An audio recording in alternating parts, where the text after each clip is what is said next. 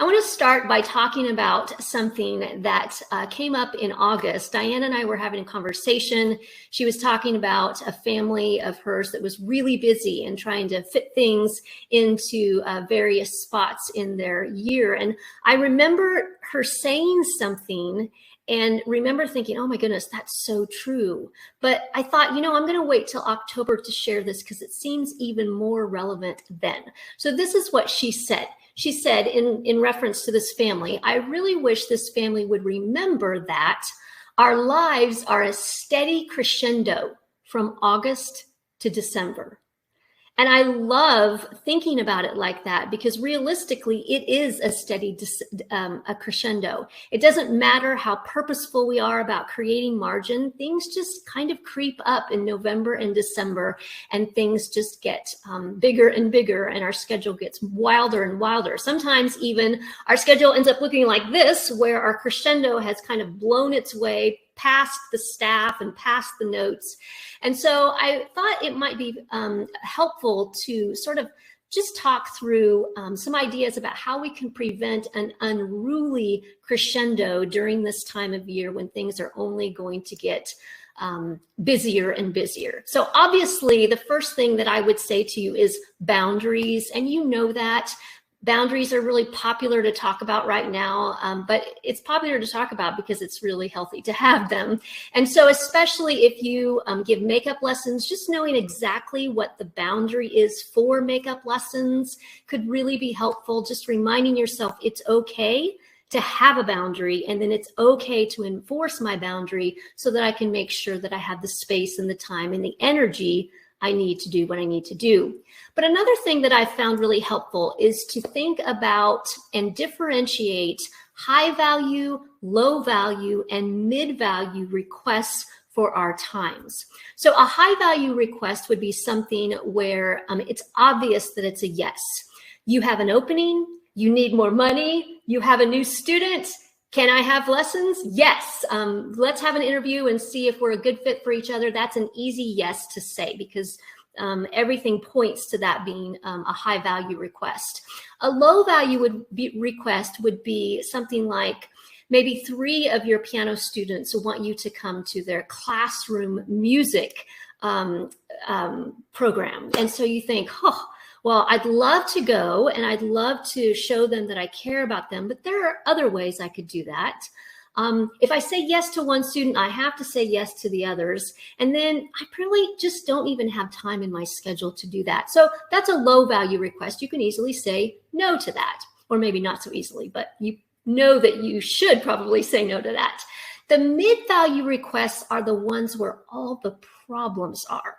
The mid-value request might be something like somebody asks you to accompany for their Christmas program, and you think, oh, that could be really good exposure to me as a piano teacher, but maybe not. That could be really good for me because I need the money, but maybe it doesn't pay as well. And so you have these mid-value requests that might have some value, but you're not quite sure how much value they actually have. So some of the advice that's been given to me about these are, number one is to delay the yes for the mid-value requests.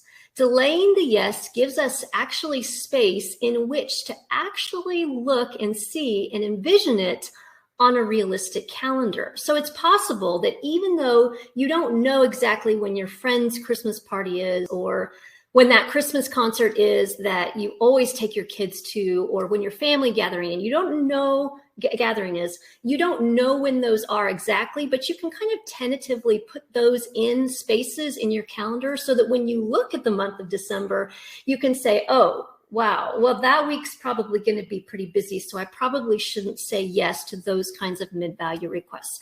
I found that really helpful to sort of envision that on the realistic calendar. Then account for the planning fallacy. Now, this has been a really helpful thing to me in learning what this is. The planning fallacy is our tendency to underestimate the amount of time it will take to complete a task or to do an activity. And so it used to be, when I started thinking about this, it used to be that I would very much underestimate the amount of time, to the tune of even 2 times the amount of time. So I learned that with a project that I thought was going to be big, I usually would have to multiply what I thought it was going to take by 2 in order to get a realistic view of what this project was going to be. Or now that I've gotten better at it, now I usually multiply it by 1.5. So same thing for different activities during the holiday season. It's just going to take longer than it typically does take, that you think it's going to take. It's going to take longer than you're planning on it taking. So knowing and understanding the planning fallacy then can help us create that margin, because we always need margin in our lives, especially during December.